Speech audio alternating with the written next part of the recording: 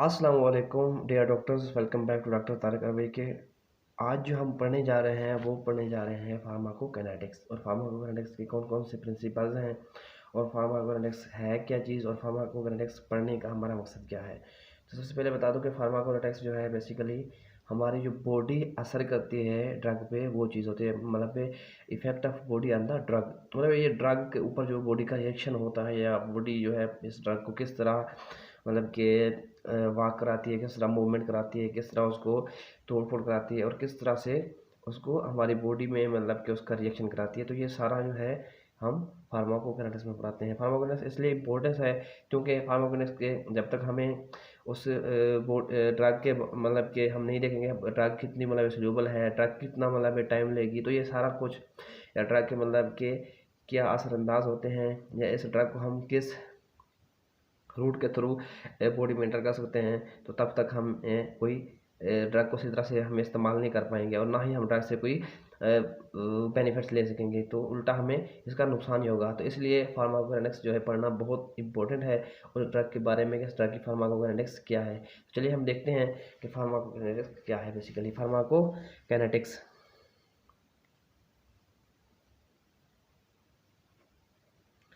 Pharmacokinetics जो है body का जो है वो असर है या बॉडी का रिएक्शन है ऑन ड्रग। सही है। तो इसके साथ ही हम फार्माकोकाइनेटिक्स कुछ रूल्स पढ़ेंगे या इसके मतलब कुछ प्रिंसिपल पढ़ेंगे। इसमें है कि effect of body on the drug, कि उसी ड्रग के ऊपर जो है बॉडी के कौन कौन से इफेक्ट होते हैं या बॉडी किस तरह से इस ड्रग को असरअंदाज करती है। तो इसके सबसे पहले जो है वो ड्रग की मूवमेंट होती है कि ड्रग बॉडी में किस तरह से मूव करती है, किस तरह से मतलब कि ये बॉडी में जाती है या किस रूट मतलब के वो थ्रू जाती है। सही, सबसे पहले हम देखेंगे movement of the movement of drug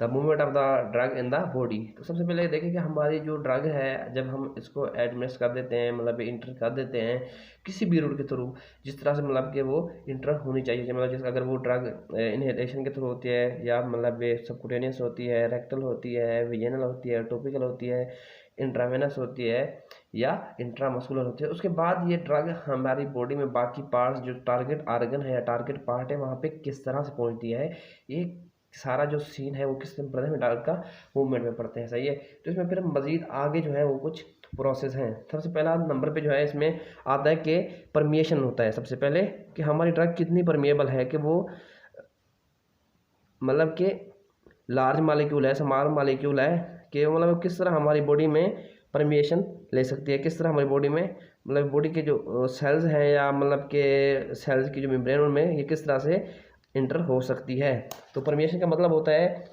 ये परमिएशन जो मूवमेंट होता है ड्रग का मॉलिक्यूल्स और उनके साथ और ये बायोलॉजिकल इन्वायरमेंट में, ये है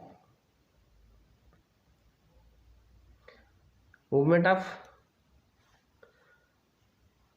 drug molecule, movement of drug molecule into and with in the biological environment या बॉडी। ये सारा जो मतलब मूवमेंट होती है ये ड्रग की या ड्रग मॉलिक्यूल की, ये इसको कहते हैं परमिएशन। फिर परमिएशन के आगे फिर मजीद तरीके हैं, मतलब मजीद मेथड है। ये परमिएशन किस तरीके से होती है, किस मेथड से होती है, वो हम बारी बारी सबको पढ़ते हैं। उन मेथड्स में या परमिएशन के उस मेथड सबसे पहले जो है वो एक्वस डिफ्यूजन है। एक्वस डिफ्यूजन मतलब कहते हैं बॉडी के जो डिफरेंट पार्ट्स होते हैं वहाँ पे ना उन सेल मेम्ब्रेन में कुछ वाटरी स्पोर्स होते हैं, मतलब वाटरी मतलब पोर्स होते हैं। वो पोर्स वगैरह जो होते हैं उनमें उन पोर्स में से उन सुराखों में से वो ड्रग गुजर जाती है जो एक्वस एक्विकली मतलब कि वो होती है, उसमें डिफ्यूज हो जाती है या मतलब कि उसमें वो वाटर के हिसाब से या लिक्विड डिफ्यूजन को वो फॉलो करती है। जो एक्वस डिफ्यूजन के लिए हो जाती है वो ड्रग या मतलब कि ये कह सकते हैं कि जो वाटर सोल्यूबल होती है वो ड्रग जो है वो उन पोर्स के थ्रू उस सेल के अंदर चली जाती है, मतलब सेल के साइटोसोल में या उसके साइटोप्लाज्म में चली जाती है, वहाँ जाके अपना रिएक्शन दिखाती है, वहाँ पे टूट फूट उसकी होती है। सही है। तो ये पहले नंबर पे होता है एक्वस डिफ्यूजन। इस एक्वस डिफ्यूजन का मतलब ये होता है कि मूवमेंट ऑफ द ड्रग, मतलब movement of the drug between movement of the drug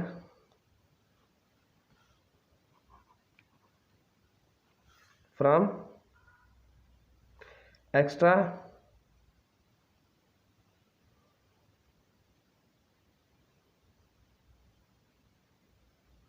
cellular to intra environment through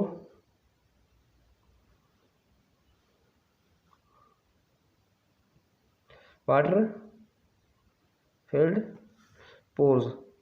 तो ये पोर्स या इनको वाटर चैनल्स कहते हैं। तो इनके थ्रू जो मतलब अगर बॉडी की या अंदर जो ड्रग मतलब मूव करती है तो उसको कहते हैं aqueous diffusion. Aqueous diffusion basically क्या है, उन वाटर सोल्यूबल मॉलिक्यूल्स या ड्रग्स या केमिकल्स की मूवमेंट है एक्स्ट्रा सेलुलर पार्ट से इंट्रा सेलुलर के अंदर थ्रू वाटरी पोर्स। नेक्स्ट आता है लिपिड डिफ्यूजन। लिपिड डिफ्यूजन का मतलब होता है कि सेल मेम्ब्रेन के अंदर लिपिड्स होते हैं ना, उनके थ्रू जो मतलब कि कोई ड्रग वगैरह मूव करती है या कोई केमिकल या सब्सटेंस मूव करती है उसको कहते हैं लिपिड डिफ्यूजन, क्योंकि वहाँ पे लिपिड पाए जाते हैं और लिपिड के अंदर ये सोल्यूबल होकर फिर अंदर चली जाती है। ये सारा होता है लिपिड के थ्रू। ये दोनों जो प्रोसेस हैं ये भी पैसिव है, एक्वस डिफ्यूजन भी पैसिव मैकेनिज्म है, ये भी पैसिव मैकेनिज्म है। सही है। और दूसरा ये जो है ये फॉलो करता है फिक्स लॉ ऑफ डिफ्यूजन। ये भी मतलब है फॉलो फिक्स लॉ ऑफ, हाँ, फिक्स लॉ ऑफ डिफ्यूजन। तो इसको फिक्स लॉ को भी हम पढ़ेंगे। फिक्स लॉ जो बेसिकली वो डिस्कस करता है या बयान करता है कंसंट्रेशन ग्रेडियंट को, ड्रग की कंसंट्रेशन ग्रेडियंट को ये बयान करता है। तो इसको हम बाद में पढ़ेंगे एंड पे। लेकिन सबसे पहले हम ये देखेंगे लिपिड में जो है, लिपिड में मतलब कि ये movement of the drug through the lipid layer of the cell membrane, movement of our drug molecule through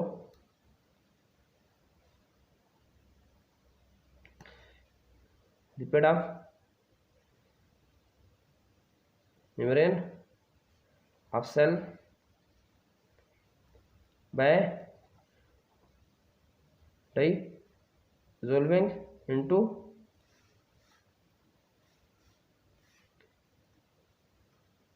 lipid. तो ये उनमें या वहाँ पे जाके मतलब ये डिफ्यूज़ हो जाते हैं। तो वहाँ पे मतलब जैसे डिजोल्व होते हैं उस थ्रू ये फिर सेल के अंदर चले जाते हैं। ये दोनों जो है ना, दोनों पैसिव, ये भी पैसिव मैकेनिज्म है, ये भी पैसिव मैकेनिज्म है। मतलब ये इसमें कोई एनर्जी वगैरह इस्तेमाल नहीं है, क्योंकि वो भी मतलब के डिजोल्व होकर चले जाते हैं वाटर के थ्रू, और ये भी जो है लिपिड के थ्रू डिजोल्व होकर अंदर चले जाते हैं। तो ये दोनों जो है मतलब पैसिव मैकेनिज्म है, कोई एनर्जी इस्तेमाल नहीं होती। तो ये भी फिक्स लॉ को ही मतलब के फॉलो करता है। फिक्स लॉ को हम थोड़ी देर में आगे डिस्कस करेंगे एंड पे, फिक्स लॉ ऑफ डिफ्यूजन। तो ये भी उसको ही मतलब के फॉलो करते हैं। फॉलो मतलब ये फिक्स लॉ ये बताता है कि कंसंट्रेशन ग्रेडियंट के थ्रू जो है मतलब कि वो ड्रग की जो है किस तरह मतलब वो अपने आप को आगे ले जाती है। सही है। अक्रॉस किस तरह मतलब ड्रग इंटर होती है या मतलब किस तरह से उसकी कंसंट्रेशन असरअंदाज होती है, उसका रेट मतलब किस तरह मतलब असरअंदाज होता है मतलब कि सेल मेम्ब्रेन के थ्रू उसकी कंसंट्रेशन से। तो ये मतलब पहले नंबर पे हम देखेंगे परमिएशन होता है। परमिएशन मूवमेंट के लिए सबसे पहले परमिएशन होता है। परमिट है मतलब परमिट की वो परमिशन एक्वेस थ्रू के जाती है, मतलब वाटरी पोर्स के थ्रू जाती है या फिर लिपिड के थ्रू जाती है। इसके अलावा फिर और दो प्रोसेस हैं जिसको हम कहते हैं कि चैनल वगैरह। वहाँ पे एन चैनल्स होते हैं, जिस तरह मतलब आपके सोडियम पोटाशियम चैनल्स हो गया, सोडियम कैल्शियम चैनल्स हो गया, या सोडियम हाइड्रोजन मतलब कि एटीपीएस हो गया, ये सारे उनके थ्रू जाते हैं। अगर नेक्स्ट हम उसमें पढ़े थे तो वो भी आपको बयान करते हैं। अब देखते हैं कि इसके अलावा सबसे पहले कि हमने देखा कि एक्वस डिफ्यूजन होगा या फिर लिपिड डिफ्यूजन हो गया, मतलब दोनों पैसे में मूवमेंट होते हैं। दूसरा इसके अलावा जो है तीसरे नंबर पे आता है transport by the special carrier. ये स्पेशल कैरियर क्या होती है, एन चैनल्स होते हैं, जिस तरह आपको बता रहा हूँ कि सोडियम चैनल्स हो गए, सोडियम पोटाशियम चैनल्स हो गए, सोडियम कैल्शियम चैनल हो गए, हाइड्रोजन पंप हो गए, ये सारे जो इनके थ्रू जब मतलब कि कोई हमारा जो ट्रांसमीटर है, जो ट्रांसमीटर या कोई मेटाबोलाइट्स वगैरह या कोई ड्रग वगैरह एंटी कैंसर जिस तरह होती हैं, उनके लिए जो है फिर ये चैनल एज आ कैरियर इस्तेमाल होते हैं। तो इन कैरियर के थ्रू चले जाते हैं ये चीज़ें वगैरह। तो सबसे इनकी जो आसान मिसाल है वो जो है कि सोडियम पोटाशियम होता है, ये देखना सोडियम पोटाशियम एटीपेज हो गया, सोडियम पोटाशियम एटीपेज। इसके अलावा जो है हम देखें तो सोडियम कैल्शियम हो गया, सोडियम कैल्शियम एटीपेज हो गया। इसके अलावा जो है उसके हमने देखना है तो वो फिर हाइड्रोजन, ये भी एटीपेज है। तो ये सारे इनके थ्रू जब ये आयंस वगैरह गुजरते हैं, ये मतलब कि ये चार्जड मतलब जो गुजरते हैं, तो ये ना तो फिर वाटर के थ्रू जाते हैं, ना ही फिर लिपिड के थ्रू जाते हैं। ये फिर अपने एक स्पेशल जो है इनके प्रोटीन्स होती है, ये प्रोटीन्स जो है ट्रांसमेम्ब्रेन प्रोटीन जो मतलब कि सेल मेम्ब्रेन की जो टोटल थिकनेस है उसके थ्रू गुजरी होती है, मतलब कि एक्स्ट्रा सेलुलर पार्ट से इंटरसेलुलर पार्ट तक ये गुजरी होती हैं। पर इनके अंदर जो है ये चैनल्स होते हैं, ये चैनल्स ये स्पेशल प्रोटीन्स होती हैं, ये अलाउ करती हैं। कुछ स्पेशल होती हैं सोडियम के लिए और कुछ स्पेशल होती हैं पोटाशियम के लिए, इस तरह कुछ स्पेशल होती है फिर कैल्शियम के लिए, फिर कुछ स्पेशल होती है हाइड्रोजन के लिए। तो ये सारी जो मतलब मूवमेंट कराती हैं ये स्पेशल ट्रांसपोर्ट प्रोटीन्स होती हैं जो सेल मेम्ब्रेन में पाई जाती हैं। इनको ट्रांसमेम्ब्रेन प्रोटीन भी कहते हैं या मल्टी पास मेम्ब्रेन भी कहते हैं, ये सारी होती हैं। और इनके थ्रू जो हमारा ये चैनल्स का मतलब के मूवमेंट होता है। उनके थ्रू जो है फिर हम देखेंगे तो इसके हमारे न्यूरो ट्रांसमीटर वगैरह हो गया, जैसे डोपामाइन हो गया, सेरोटोनिन हो गया, ये सारे जो है नॉरएपिनेफ्रिन वगैरह, ये सारे इनके थ्रू ही गुजरते हैं, सही है। तो ये या ग्लूकोज अमीनो एसिड वगैरह, तो ये सारे मतलब कि इन चैनल्स के थ्रू गुजरते हैं। एग्जाम्पल हम अगर देखें तो सेरोटीनिन वगैरह, ये सारे एपिनेफ्रिन वगैरह, एपिनेफ्रिन वगैरह, या इस तरह से जो मतलब जो भी हैं ग्लूकोज वगैरह, ये सारे जो हैं इनके थ्रू, ये इन चैनल्स के थ्रू ही गुजरते हैं और इनकी मूवमेंट इसी तरह से होती है। इसके अलावा जो एक चौथे नंबर पे जो आता है वो आता है इंडोसाइटोसिस, फिर आगे एग्जोसाइटोसिस भी आता है, ये है इंडोसाइटोसिस।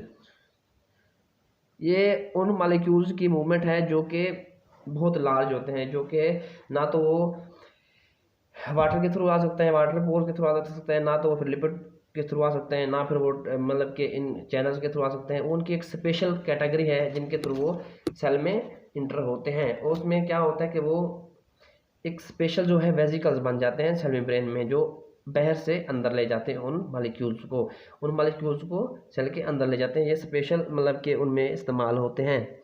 तो ये जो है फिर जिस तरह विटामिन वगैरह हो गया, ये चीज़ें मतलब कि वो इंट्रिंसिक फैक्टर के थ्रू अंदर चले जाते हैं, सही है।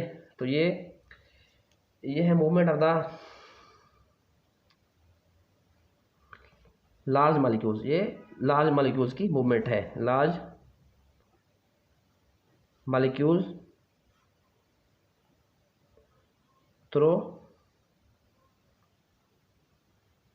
Cell membrane by the formation of membrane vesicles that transport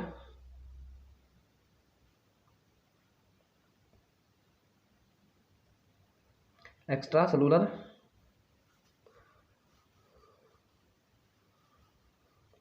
molecules into the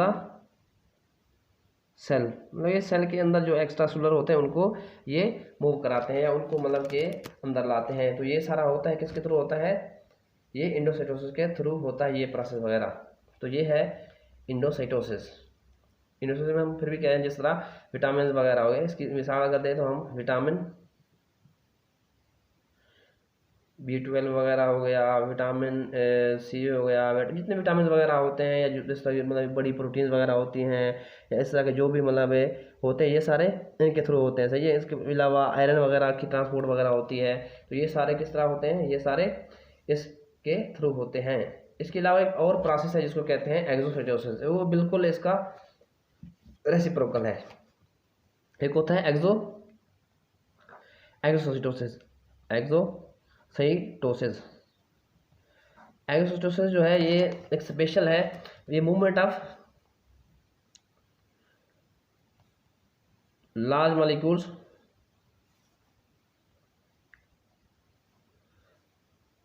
from inside to outside by the formation of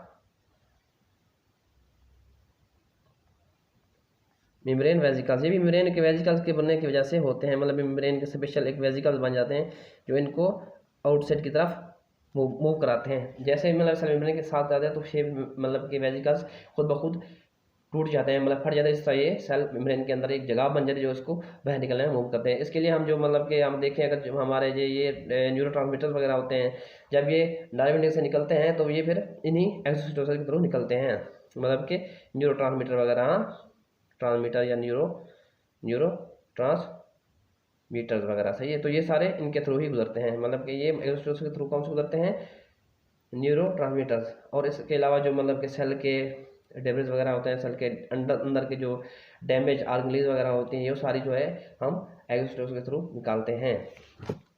तो ये हैं इसके बेसिक परमेशन के 4 प्रोसेस।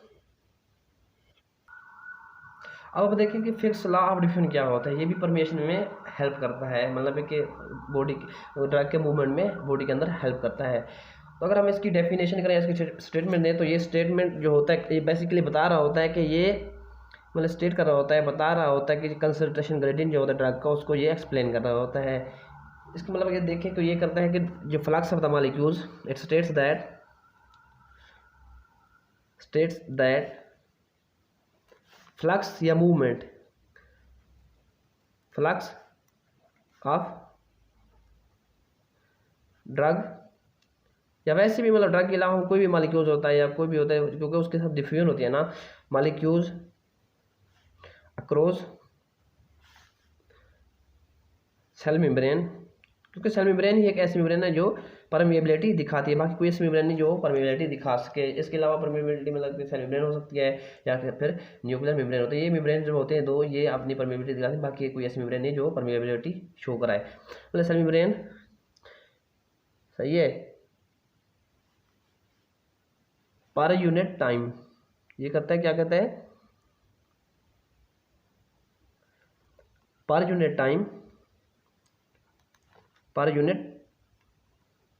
टाइम इज, मतलब ये उसका जो रेट है उसको बता रहे कि उसका जो मतलब के रेट है, उस मतलब फ्लक्स है जिसका रेट है equal to per unit time equal to concentration gradient, मतलब कि multiply equal to concentration gradient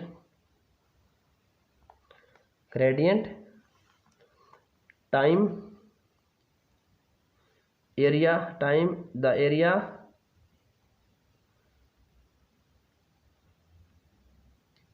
times, और उसके साथ जो है हम इसको मल्टीप्लाई करते हैं, सही है। इसके बाद मतलब पर यूनिट, इसके साथ ही हम मतलब परमिएबिलिटी जो है उसका जो है कोफिशिएंट होता है ना, मतलब कि परमिएबिलिटी कोफिशिएंट, उसके कोफिशिएंट्स के साथ हम उसको मल्टीप्लाई करते हैं।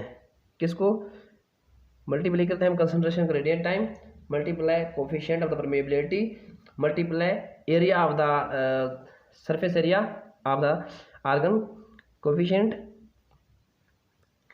इज डिवाइडेड बाय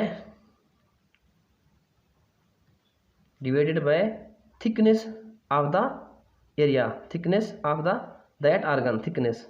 तो ये हमारा फिक्स लॉ करता है। फिक्स लॉ कहता है कि जो हमारा ड्रग का रेट होता है या ड्रग का मूवमेंट होता है या मोबिलिटी होती है, तो वो इसके मतलब के इक्वल होता है कि ड्रग की जो कंसंट्रेशन ग्रेडियंट है, कि उस ड्रग की इनसाइड और आउटसाइड जो मतलब के सेल के अंदर जो मतलब की मिकदार है, क्वांटिटी है या अमाउंट है, उसकी जो कंसंट्रेशन ग्रेडियंट मतलब के इनसाइड और आउटसाइड की जो मतलब के वो डिफरेंस है, उसको अगर हम मल्टीप्लाई करें उस ड्रग के कोफिशिएंट से, उसके मतलब के permeability coefficient multiply concentration coefficient and multiply area to divided by the thickness of the that surface of that organs. तो ये इक्वल हो जाता है उसके रेट के।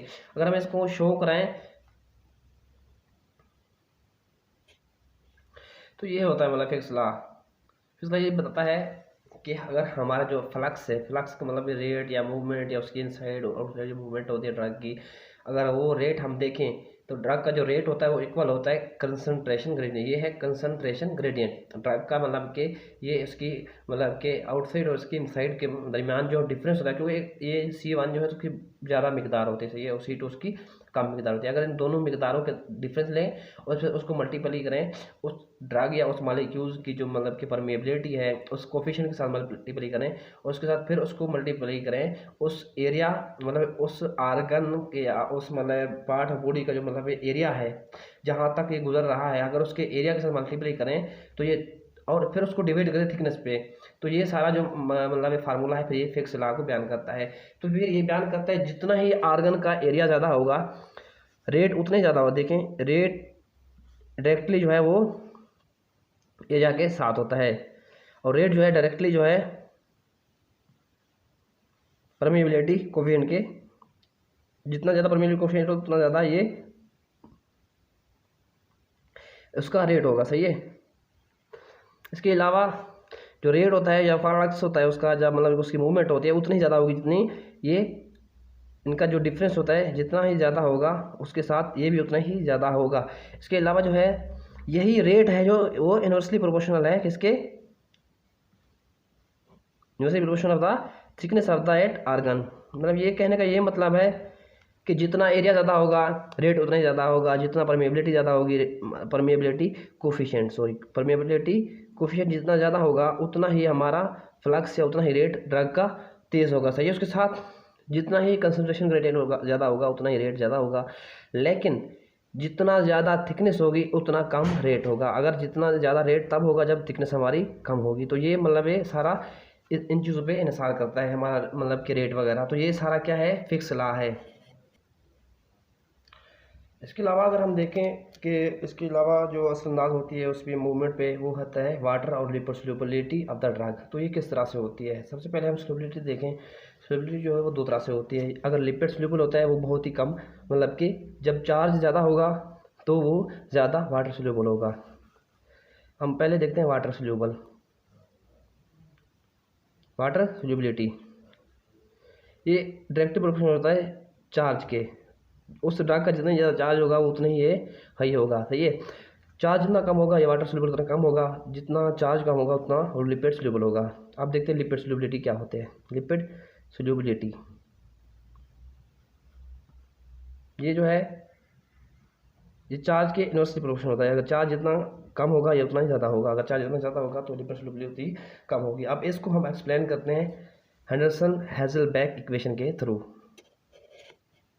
अब अगर हम देखें तो सोल्युबिलिटी वगैरह पे वाटर सोल्यूबल और लिपिड सोल्यूबल, वाटर सोल्यूबल उतना ही ज़्यादा होता है क्योंकि ये जो है ये चार्ज होता है इनके ऊपर से, जब चार्ज होता है तो फिर ये डाइपोल बनाते हैं, ज़्यादा अट्रैक्शन कराते हैं, मतलब इनकी ज़्यादा अट्रैक्शन होते हैं तो ये फिर जल्दी से सोल्यूबल हो जाते हैं और जल्दी से आगे अपनी मूवमेंट जारी रख सकते हैं। अगर इनका चार्ज कम होता तो फिर ये अपनी डाइपोल वगैरह या अपनी मतलब वो शेल के दौरान मतलब कि वो अपनी अट्रैक्शन बहुत ही वीक होती है, मतलब इलेक्ट्रोस्टैटिक इनकी जो है वो बहुत कम हो जाती है, जिस वजह से ये ज़्यादा मतलब कि जल्दी से मूवमेंट नहीं कर सकते।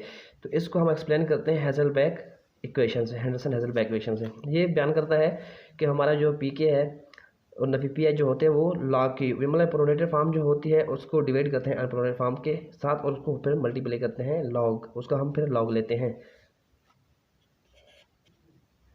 अब देखते हैं कि लिपिड सोल्यूबल और वाटर सोल्यूबल किस तरह से मतलब कि ज़्यादा होते हैं। अब देखते हैं जितना मतलब लिपिड सोल्यूबल उतना ज़्यादा होगा जितना अनप्रोडक्टेड फॉर्म होगा या वीक एसिड होगा, सही है।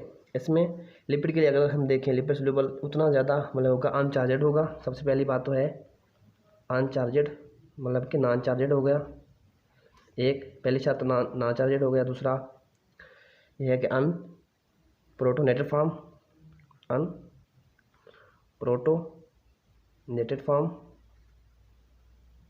दूसरा, और तीसरा क्या है इसमें कि protonated weak acid, protonated weak acid वगैरह, तो ये होते हैं लिपिड सोल्यूबल होते हैं। अब दूसरी तरफ है वाटर सोल्यूबल। जितना चार्ज ज़्यादा होगा चार्जेड, इसके साथ ही प्रोटोनेटेड फॉर्म, जितना मतलब कि उसके साथ प्रोटोनेटेड होगा, जितना मतलब है वो प्रोटॉन वो करेगा, सही है, उतना ये ज़्यादा सोल्यूबल होगा, क्योंकि वो अपना हाइड्रोजन बॉन्डिंग बनाते हैं, आगे अपनी इलेक्ट्रोस्टैटिक चार्ज शो करते हैं, जिस वजह से वो जल्दी ही बॉडी में वो आगे मूव करते हैं, आगे मतलब डिपोल बना के जल्दी ही अपनी अट्रैक्शन को कंप्लीट कराते हैं। उसके बाद ये अनप्रोटोनेटेड वीक एसिड, इसमें क्या आता है, अनप्रोटोनेटेड नेटेड वीक एसिड। तो ये सारा सीन होता है इन तीनों में, सही है। तो ये दोनों में डिफरेंस भी होता है। अब इसके लिए हम एक मिसाल देते हैं। अब हम देखते हैं कि आखिर में ये होता है कि इसमें मिसाल दे रहे हैं ना, मतलब कि हेंडरसन-हेजलबैक इक्वेशन की, तो हम किस तरह मतलब इसको आगे मतलब हम इसकी मूवमेंट को या इसकी मतलब के परमेबिलिटी को हम बयान कर सकते हैं, सोलिबिलिटी को। जितना ही कोई मतलब के ड्रग मॉलिक्यूल मतलब अनचार्जड होगा उतना ही लिपिड सोल्यूबल होगा, सही है। और वो जितना ही अनप्रोटोनेटेड फॉर्म होगा, मतलब उसमें कोई मतलब प्रोटॉन वगैरह नहीं होगा, मतलब कि वो फ्री प्रोटॉन नहीं होगा, तो वो उतना ही ज़्यादा लिपिड सोल्यूबल होगा, ठीक है। और इसके अलावा जितना ही ज़्यादा मतलब कि प्रोटोनेटेड फॉर्म वीक एसिड होगा, वीक एसिड, तो उतना ही ज़्यादा लिपिड सोल्यूबल होगा। इसके दूसरी तरफ अगर देखें तो जो भी ड्रग जितना ज़्यादा चार्जेड होगी, जितना उसको मतलब कि वो आयोनाइज होने की मतलब कैपेसिटी होगी, उतनी ज़्यादा वाटर सोल्यूबल होगी, वो ज़्यादातर वाटर, क्योंकि वाटर के साथ उसकी जो है वो डाइपोल बना देते हैं। वाटर के हाइड्रोजन के साथ वाटर के मतलब ऑक्सीजन के साथ मिलकर वो जितने जो होते हैं वो फिर अपने डाइपोल बनाते हैं, हाइड्रोजन बॉन्डिंग बनाते हैं, जिसके साथ जिसको फिर वो बहुत ही जल्दी वाटर के थ्रू मतलब कि वो मूवमेंट करते हैं। और जितना ही प्रोटेक्टेड होते हैं उतना ही ज़्यादा ये मूवमेंट करते हैं, सही है, प्रोटोनेटेड फॉर्म। और इसके अलावा अनप्रोटोनेटेड जितने वीक एसिड होते हैं वो उतने ही ज़्यादा ये वाटर सोल्यूबल होते हैं। इसके अलावा हम इस इक्वेशन से देखते हैं कि हम किस तरह से इसको बयान कर सकते हैं हेंडरसन-हेजलबैक की मदद से। ये है एक हमारे पास प्रोटोनेटेड फॉर्म का एक वीक बेस है। इस वीक बेस में हम देखते हैं कि ये प्रोटोनेटेड फॉर्म है। प्रोटोनेटेड फॉर्म का मतलब कि ये वाटर सोल्यूबल है, मोर वाटर सोल्यूबल है, सही है। कि इसमें प्रोटोनेटेड फॉर्म है, इसमें ये चार्जेड है, तो ये इसका मतलब कि ज़्यादा वाटर सोल्यूबल हो गया। अब हम दूसरी तरफ ये देखते हैं, ये इसमें यहाँ पे ये देखें, ये प्रोटॉन को शो करा कि इसमें एक प्रोटॉन फ्री प्रोटॉन है, इसमें कैपेसिटी है रिलीज करने की। और यहाँ पे देखें ये बिल्कुल मतलब कि एक कोरिलेट बांड में कोई भी प्रोटॉन जहर नहीं नजर आता। तो ये कह रहा है कि अनप्रोटोनेटेड फॉर्म एक वीक बेस है, ये वीक बेस है, और ये एसिड है, ये प्रोटोनेटेड एसिड है और ये बेस है। ये प्रोटोनेटेड फॉर्म का एक वीक एसिड है, सही है। ये देखें मतलब क्या ना, ये अनप्रोटोनेटेड फॉर्म मतलब कि ये एसिड है, सही है, ये एसिड है। ये अपना क्या बल्कि सॉरी, ये प्रोटोनेटेड फॉर्म एक बेस है, सही है, ये वीक बेस है। वीक बेस में एक मतलब प्रोटॉन खारिज करने की कैपेसिटी है, तो ये मोर वाटर सोल्यूबल के मतलब वाटर के जो पोर्स होते हैं उनके थ्रू गुजरने में इसमें ज़्यादा कैपेसिटी होगी, तो ये उधर से जल्दी से गुजर जाएगा। दूसरी तरफ ये है हमारे पास में कोई प्रोटॉन यहाँ पे कोई नहीं है, यहाँ पे कोई प्रोटॉन वगैरह नज़र नहीं आ रहा, तो ये मतलब कि ये अनप्रोटोनेटेड वीक मतलब कि बेस है। तो इसमें जो है हमारा कोई अनचार्जेड है बेस, तो इसका मतलब ये है कि ये मोर लिपिड सोल्यूबल है, ये पानी में नहीं जचता। और ये हमारा प्रोटॉन खारिज कर रहा है। ये प्रोटॉन कहाँ से निकला है, ये इससे निकला है, मतलब कि ये हमारा जो दूसरी तरफ ये वाला प्रोटोनेटेड जो वीक बेस है इसने खारिज किया, तो इसका मतलब कि ये ज़्यादा क्या है, ये ज़्यादा वाटर सोल्यूबल है, ये वाली बेस। और ये वाली बेस जो है ये मोर लिपिड सोल्यूबल, क्योंकि इसमें वह प्रोटॉन खारिज करने की कोई कैपेसिटी नहीं है, तो इसलिए ये सारा समझ करता है कि जितना ही जिस चीज़ में चार्ज होगा तो वाटर फोर्स के थ्रू जल्दी से गुजर जाएगा। और उसमें अगर चार्ज कम होगा, उसमें मतलब कि डिसोसिएशन की कैपेसिटी नहीं होगी, तो वो फिर जाएगा लिपिड के थ्रू। तो ये आज का हमारा था किसके बारे में, ये था कि हमारे ड्रग की मूवमेंट, फार्माकोकाइनेटिक्स में ड्रग की मूवमेंट किस तरह होती है। तो ये हमने प्रोसेस पढ़े, सबसे पहले पढ़ा कि इसकी परमिशन क्या होती है। परमिशन के लिए हम देखते हैं कि उसमें एक्वस डिफिशन के थ्रू होता है, मतलब कि पोज के थ्रू होता है, और ये जल्दी से, और ये किसको फॉलो करता है, हिफिक्स लागू, और ये पैसिव मैकेनिज्म। इसके बाद दूसरे नंबर पे होता है लिपिड डिफिशन होता है। लिपिड का मतलब कि जो सेल में के लिपिड होते हैं उनके ज़रिए जो मतलब ड्रग मालिक्यूल जो मतलब मूवमेंट करते हैं, तो वो लिपिड डिफिशन कहलाता है। तो ये भी पैसिव डिफिशन है, और ये किसको फॉलो करता है, ये भी फिक्स लागू करता है। फिक्स लागू की कंसंट्रेशन ग्रेडियंट को बयान करता है, तो उस तरीके से ये निकलता है। उसके बाद देखते हैं कि transport special carrier. Special carriers क्या होते हैं कि उसमें स्पेशल आयन चैनल्स होते हैं, सोडियम पोटाशियम, ये सारे जो चैनल्स होते हैं, मतलब सोडियम पोटाशियम एटीपीज वगैरह, ये सारे क्या करते हैं, उसको मूवमेंट करते हैं। इसके अलावा हम देखते हैं कि इंडोसाइटोसिस एक ऐसा मैकेनिज्म जिसके थ्रू जो एक्स्ट्रा सोलर मालिक्यूल्स होता है वो इंट्रासोलर जाता है, किसके थ्रू, सेल मेम्ब्रेन की वेजिकल के, सेल मेम्ब्रेन के जो है वो कुछ पार्ट जो है एक वेजिकल की फॉर्म इख्तियार करते हैं, वो बाहर के मालिक्यूल्स को इनसाइड ले जाते हैं, अंदर जाके फिर वो खारिज करते हैं। या फिर एक्सोसाइटोसिस, इंडोसाइटोसिस का होता है जब जिस तरह हमारा मतलब कि इंट्रिंसिक फैक्टर के थ्रू हमारा जो विटामिन वगैरह होते हैं ये या आयरन वगैरह होती है ये अंदर जाती है, तो ये किसके थ्रू होता है, इंडोसाइटोसिस। अब होता है एक्सोसाइटोसिस। एक्सोसाइटोसिस कब होता है, ये तब होता है जब हमारे न्यूरोट्रांसमीटर खारिज होते हैं, कहाँ से, नर्व एंडिंग से खारिज होते हैं, न्यूरोमस्कुलर जंक्शन की तरफ जाते हैं, तो ये एक्सोसाइटोसिस के थ्रू होते हैं। इसके अलावा हम देखते हैं कि हमारा फिक्स लॉ क्या था। फिक्स लॉ जो है वो बयान करता है कि हमारा जो कंसंट्रेशन ग्रेडियंट है, वो ड्रग का कंसंट्रेशन ग्रेडियंट वो किस तरह से हमारा होता है। तो उसमें हम ये कहते हैं कि हमारा जितना कंसंट्रेशन ग्रेडियंट ज़्यादा होगा उतना रेट ज़्यादा होगा, जितना एरिया ज़्यादा होगा उतना रेट ज़्यादा होगा, परमिएबिलिटी कोफिशिएंट है वो ज़्यादा होगा तो उतना ही ज़्यादा हमारा रेट होगा। अगर उसकी थिकनेस ज़्यादा होगी तो फिर हमारा रेट कम हो जाता है। मतलब कि ये बयान करता है कि रेट जो है इक्वल है concentration gradient of the drug multiply permeability coefficient of the drug multiply area of the organ और divided by the thickness of the organ. तो इस तरह ये जो सारा फार्मूला है ये फिक्स लॉ को बयान करता है।